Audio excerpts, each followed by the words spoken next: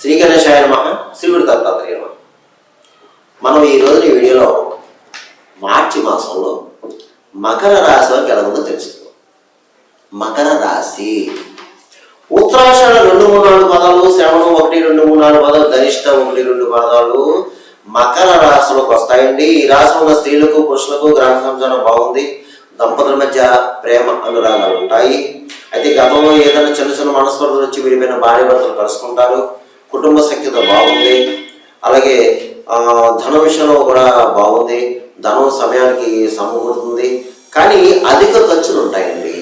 అధిక ఖర్చులు, అనవసర ఖర్చులు, వాహన రిపేర్లు, ఇంట్లో రిపేర్లు, అలాగే ఇలా సందర్భాలు ఉంటాయి. అలాగే మీరు విందు వినోదంలో పాల్గొంటారు. శుభకార్యాలకు హాజరవుతారు. కొంతమందికి అయితే మీ గృహంలోనే శుభకార్యాలు జరగడానికి అవకాశం కనిపిస్తుంది. పర్వాలేదు. కానీ కాస్త శత్రువులు ఉంటారు, జాగ్రత్త అండి.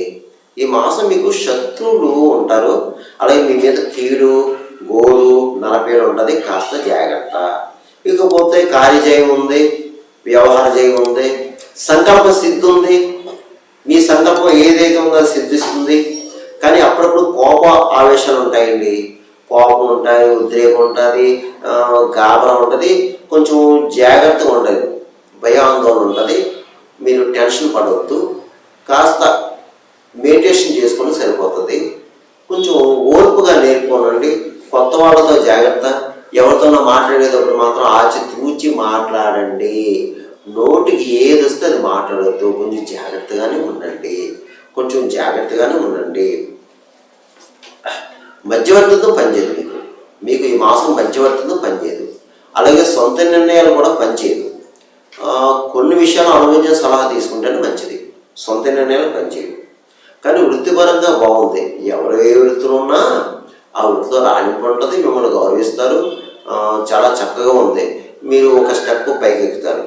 అలాగే మధ్యవర్తితో మాత్రం పనిచేయదు. మీకు మధ్యవర్తి ఉండి సెటిల్మెంట్లు కానీ లేదా ఆర్థిక లావాదేవీలు కానీ అవి మాత్రం పనిచేయదు. పెట్టుబడి విషయంలో మాత్రం జాగ్రత్తగా ఉండాలి. దేని మీదనే ఇన్వెస్ట్ చేసేటప్పుడు కాస్త కొంచెం జాగ్రత్త. అయితే బంధువుల వల్ల, మిత్రుల వల్ల ఉపయోగం ఉంది. వాళ్ళ సపోర్ట్స్ ఉంటాయి మీకు. బంధువుల సపోర్టు, మిత్రుల యొక్క సపోర్టు మీకు పనిచేస్తుంది. కొత్త వాళ్ళతో మాత్రమే జాగ్రత్తగా ఉండాలి. అనవసరంగా కొత్త వాళ్ళని దరి చేర్చుకుని మీ ఇంపార్టెంట్ వ్యవహారాలు, సొంత విషయాలు వాళ్ళతో చెప్పొద్దు. మీ సొంత విషయాలు కొత్త వాళ్ళతో చెప్పొద్దు. అలాగే ఏమి షేర్ చేసుకోవద్దు. పత్రాలు కానీ, బంగారం కానీ, డబ్బు కానీ వాళ్ళకి ఇవ్వద్దు. ఇక ఆప్తులు అంటే మన శ్రేయోభిలాషులు ఎవరైతే ఉన్నారో వాళ్ళతోనే సంభాషించండి. మీ సమస్య ఏదైతే ఉందో వాళ్ళతో చర్చించి నిర్ణయం తీసుకోండి. అంతేగాని కొత్త వాళ్ళ జోలికి వెళ్ళొద్దు. ఇక మీరు ఏదైనా సరే కొన్ని పరిస్థితులు మీకు అనుకూల వాతావరణం కనిపిస్తుంది, కొన్ని పరిస్థితులు ప్రతికూల వాతావరణం. కానీ రెండు ట్రాలీ చేసుకుని పరిస్థితుల్ని అన్వయం చేసుకుని మీరు అడుగు ముందుకు వెయ్యాలి. ఏ విషయంలో సరే ధైర్యంగా ఉండండి, మనోనిబ్బరంగా ఉండండి. ధైర్యాన్ని ఎప్పుడు కోల్పోవద్దు, మనోనిబ్బరాన్ని ఎప్పుడు కోల్పోవద్దు. సంకల్పం ఏదైతే ఉందో అది సిద్ధిస్తుంది. కానీ లక్ష్యంతో ఉండండి.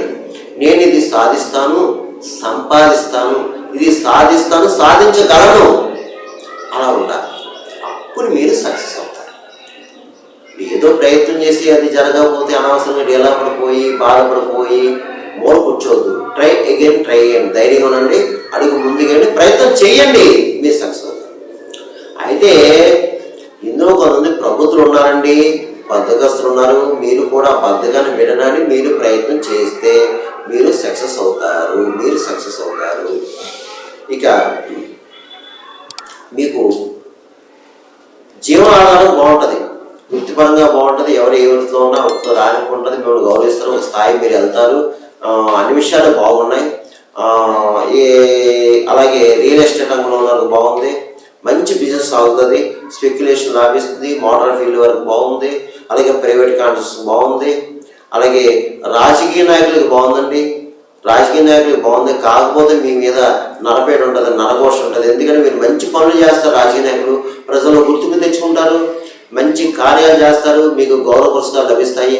కానీ మిమ్మల్ని చూసి, మీరు చేసే పనులు చూసి ఈర్ష, అసూయ, దేశ రాగదేశాలు ఉంటారు, శత్రువులు ఉంటారు, జాగ్రత్త. అలాగే కళారంగంలో ఉన్న వారికి మాత్రం మంచి అవకాశాలు వస్తాయి, మీకు సువర్ణ అవకాశాలు వస్తాయి, అవార్డులు వస్తాయి. కానీ ఉపయోగించుకోండి. కళారంగంలో, సినిమా, టీవీ రంగంలో ఉన్నవారు, మిగతా డిపార్ట్మెంట్స్ ఎవరైనా సరే మంచిగా ఉంది టైం మీకు, కానీ ఉపయోగించుకోండి. ఇకపోతే అన్ని రకాల వ్యాపారస్తులకి బాగుంది, జాయింట్ వ్యాపారస్తులకి బాగుంది, మంచి లాభాలు వస్తాయి. ఏ ఉద్యోగస్తుల విషయం వస్తే ప్రభుత్వ పరంగా, ప్రైవేట్ ఉద్యోగస్తులకు బాగుంది. స్థల మార్పు కనిపిస్తుందండి ఉద్యోగస్తులకి, గృహ మార్పు కనిపిస్తుంది. అలాగే మీకు ఇంక్రిమెంట్లు పెరుగుతాయి, అలాగే శాలరీస్ కూడా పెరుగుతాయి, బాగానే ఉంది. విదేశాల్లో వెళ్ళే వరకు బాగుందండి, విదేశాలకి చదువు రీత్యా, ఉద్యోగ రీత్యా వెళ్ళే వరకు బాగుంది. అదే విదేశాలు ఉన్నవారికి కూడా బాగుంది, విదేశాలు ఉన్నవారికి కూడా బాగుంది. కాకపోతే ఎవరైనా సరే మీ పనులు చూసుకోండి తప్ప ఇతరుల విషయంలో జోక్యం కలిగించుకోవద్దు, ఎందులో ఏడు పెట్టవద్దు. అక్కడే మీకు సమస్య ఎదురవుతుంది. మీ పనులు చేసుకుంటూ మీ కార్యాలు నిర్వర్తించుకుంటేనే మీరు సక్సెస్ అవుతారు. లేదు సైడ్కి వచ్చారా ఇబ్బంది పాలవుతారు. ముఖ్యంగా మీరు అనవసరంగా గురువుని ద్వేషించడం, పెద్దవాళ్ళని ద్వేషించడం, అలాగే బ్రాహ్మణులు దూషించడం, ఇతరుల మీద, అందరి మీద చెడు కామెంట్స్ పెట్టడం, ఇలాంటివి చేయొద్దు. దానివల్ల ఏంటంటే వాళ్ళ ఆగ్రహానికి గురవుతారు. తర్వాత మీరు ఎన్ని పూజలు పునస్కారం తేదాలు చేసినా మీరు ఏమీ సక్సెస్ అవ్వలేరు. భగవంతుడు కూడా ఆ విషయం ఇచ్చారు. అందుకని కాస్త జాగ్రత్తగా ఉండండి, అందరినీ గౌరవించండి, చక్కగా లౌకికంగా మాట్లాడండి, అన్ని విషయాలు బాగుంటాయి. చదువుకునే విద్యార్థులు ఎవరైతే ఉన్నారో వారికి బాగుందండి. చదువు చక్కగా వస్తారు, మంచి మార్కులు వస్తాయి. కానీ కొంచెం కష్టపడి చదువుకోవాలి, చదువుకుని మంచి మార్కులు వస్తాయి. ఇతర వ్యాపారాలు అయితే వద్దు మీకు. మీరు ఒక బుధవారం రోజున వెళ్ళి గణపతికి పూజ చేయించుకోండి, సరస్వతీదేవికి పూజ చేయించుకోండి, ప్రతిరోజు హయగ్రహ స్తోత్రం చదువుకోండి, మీకు మంచిగా ఉంటుంది, బాగుంటుంది, మంచి మార్కులతో పాస్ అవుతారు. కానీ ఏ వ్యాపారం పెట్టుకోవద్దు, చక్కగా చదువుకోండి. ఇక నేను చెప్పిన ఈ గోచార ఫలితాలు కేవలం మీకు 40% వరకే పనిచేస్తాయి. మిగతా 60% మీ జన్మజాతకం, జన్మ నక్షత్రం, రాశి, జరిగే దశ, అంతర్దశ దాని మీద ఆధారపడి ఉంటుంది. ఎందుకంటే చాలామందికి ఫోన్ చేస్తున్నారు, గురుగారు మీకు చెప్పిన జరిగినాయి, కొంతమంది జరగలేదు, కొంతమంది ఫోన్ చేస్తున్నారు. అయితే అందరికీ జరగాలని రూల్ లేదు, జరగకూడదని రూల్ లేదు, మీ జాతకాన్ని బట్టి ఉంటుంది. మీకు ఏమైనా సలహాలు, సూచనలు కావాలి, కింద నెంబర్ ఉంది, ఆ నెంబర్కి కాల్ చేయండి. ఆఫీస్ వాళ్ళకి మీరు అపాయింట్మెంట్ తీసుకోండి, మీకు సలహా సూచన ఇవ్వడం జరుగుతుంది. తర్వాత ఈ మార్చి మాసంలో మకర రాశి వారు నేను చెప్పిన పరిహారం చేసుకుంటే మీకు ఈ మాసంతో వస్తుంది. అదేమిటి అంటే, మీరు ఈ మాసంలో శివాలయాల అభిషేకం చేయించుకోవాలండి. శివాలయాల అభిషేకాలు ముఖ్యంగా సోమవారం రోజు చేయించుకోవాలి. సోమవారం 7:30-9 రాహుకాలంలో చేయించుకోండి. శివాలయంలో అభిషేకాలు, శివాలయ ప్రదక్షిణలు, శివాలయంలో కూర్చొని చక్కగా ఓం నమః శివాయ మంత్రం చేసుకోవడం. అలాగే శివాలయంలో అభిషేకం అయిన తర్వాత పక్కన అమ్మవారు ఉంటారు, అమ్మవారికి కుంకుమ పూజ చేయించుకోండి. శివాలయంలో అయ్యగారికి స్వయంపాకం దానం చేయండి. స్వయంపాకం అంటే బియ్యం, ఉప్పు, పప్పు, ఆకుకూరలు దానం చేయండి.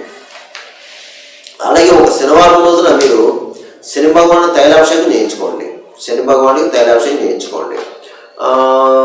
వీలైతే ఏదైనా శని క్షేత్రం, శని భగవాని యొక్క స్వయంభూ క్షేత్రం వెళ్ళి అక్కడ శని భగవానికి శనివారం రోజున తైలాభిషేకం చేయించుకోండి. వీలైన వారు, వీలు కాకపోతే మీ ఊళ్ళోనే మీ దేవాలయంలోనే అక్కడ చేయించుకోండి.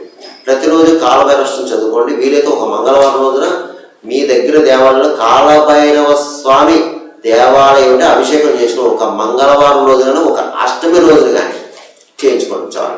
ప్రతిరోజు కాలభైరవం చదువుకోండి. ప్రతిరోజు హనుమాన్ చాలీసా చదువుకోండి, హనుమాన్ దండకం చదువుకోండి. ఆంజనేయ స్వామిని ప్రదక్షిణ చేయడం, శనివారం మంగళవారం హనుమాన్ చాలీసా చదువుకోవడం, అలాగే ప్రదక్షిణ చేయడం. వీలైతే ఆంజనేయ స్వామి వారికి శనివారం రోజున సాయంత్రం వేళ ఆంజనేయ స్వామివారికి శనివారం రోజున సాయంత్రం వేళ అంటే ప్రదోష వేళ 108 ప్రదక్షిణ చేయండి వీలైతే. లేదు 54, లేదు 27, లేదు 11, లేదు 5 ప్రదక్షిణ అంతే. శ్రీరామనామ జపం చేసుకుంటూ తిరగండి, ప్రదక్షిణ చేయండి. ఎందుకంటే అమ్మా మకర రాశి వారు మీరు ఏ దర్శనంలో ఉన్నారు కదమ్మా, శని ఎఫెక్ట్ ఉంది కదా, శని భగవాన్ యొక్క ఎఫెక్ట్ ఉంది. శని భగవాన్ శాంతించాలంటే ఆంజనేయ స్వామి పాదాలే పట్టుకోవాలమ్మా మీరు, అందు గురించి చేసుకోండి. ప్రదోష వేళ ఆంజనేయ స్వామి వారిని దర్శించుకోవడం ప్రదక్షిణలు, ప్రదోష వేళ శివాలయం దర్శించుకోవడం, ఏదైనా ఎక్కువ ప్రదోష వేళ వెళ్ళండి, సాయంత్రం వేళ వెళ్ళడానికి ప్రయత్నం చేయండి. ఇకపోతే ఎక్కడైనా అన్నదానం జరుగుతుంటే వెళ్ళండి, అన్నదానం పాల్గొనండి. లేదా అన్నదాన నిమిత్తం ఎంతోమంది ఇవ్వండి. ప్రతిరోజు చంద్రశేఖర అష్టం చదువుకోండి, గోవింద నామాలు చదువుకోండి, శనివారం రోజు విష్ణాలయ దర్శనం చేసుకోండి. ఈ తర్వాత గోవులకి ఆహారం పెట్టండి, గడ్డి పెట్టండి గోవుకి, పిచ్చుకకి ధాన్యం వేయండి, అలాగే పావురాలకి జొన్న వేయండి, కాకులకి దీపాన్నం పెట్టండి, తర్వాత కుక్కలకి బిస్కెట్లు బ్రెడ్ పెట్టండి. మీకు ఎవరైనా భిక్షగాలు తారసపడితే ముఖ్యంగా శనివారం, ఏ రోజైనా పర్వాలేదు, ఎప్పుడైనా శనివారం భిక్షగాలు తారసపడిన భిక్షగాళ్ళు, ఫిజికల్ హ్యాండిక్రాఫ్ట్స్, గుడ్డివారు ఇలాంటి వ్యక్తులు తారసపడితే తప్పకుండా వారికి ఆహారం పెట్టండి. ఏదో ఒక బ్రెడ్డో పండో లేకపోతే అన్నమో పెట్టి ఎంతో కొంత ఇవ్వండి. అప్పుడు శని భగవానుడు శాంతిస్తాడు. అలాగే మీరు ముఖ్యంగా పెద్దల ఆశీస్సు తీసుకోండి, పెద్దవాళ్ళ ఆశీస్సు తీసుకోండి. ఎవరైనా పెద్దవాళ్ళు ఉంటారు కదా, లేదంటే దేవాలయంలో కానీ పెద్దల ఆశీస్సు తీసుకోండి. ఇక ముఖ్యంగా మీరు శనివారం రోజు కానీ బుధవారం రోజు కానీ మీకు దగ్గరలో అయ్యప్ప స్వామి దేవాలయం వెళ్ళండి అమ్మా. మీకు దగ్గరలో అయ్యప్ప స్వామి దేవాలయం అంటే వెళ్ళండి, స్వామివారిని దర్శించుకోండి. అయ్యా అయ్యప్ప స్వామి దేవాలయం మాకు దగ్గరలో లేదండి అయ్యా, పరిస్థితి ఏంటి? ఏమీ పర్వాలేదు, అయ్యప్ప స్వామిని స్మరించుకోండి. ఓం శ్రీ స్వామి శరణమయ్యప్ప అని స్మరించుకోండి చాలు, అంతే. దానివల్ల శని భగవానుడు శాంతిస్తాడు. అందువలన ఈ మకర రాశి వారు నేను చెప్పిన పరిహారం చేసుకుంటే మీ అందరికీ ఈ మాసం యోగిస్తుంది, మంచి జరుగుతుంది, శుభం జరుగుతుంది. సర్వే జనా సుఖినో భవంతు, శుభం భవంతు, స్వస్తి.